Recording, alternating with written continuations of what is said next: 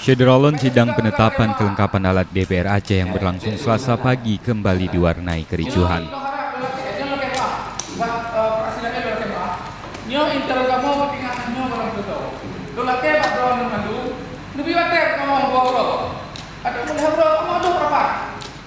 Keributan kali ini dipicu penolakan Ridwan Abu Bakar alias Nektu yang menolak keputusan fraksi Partai Aceh karena menetapkan Moharudin sebagai Ketua DPR Aceh.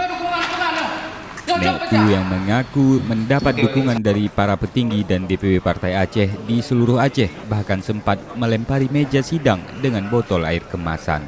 Pasca kejadian itu, Nektu memilih keluar sementara paripurna dilanjutkan dan menetapkan 5 pimpinan DPR Aceh. Dari Banda Aceh, Budi Fadria, Serambi On TV.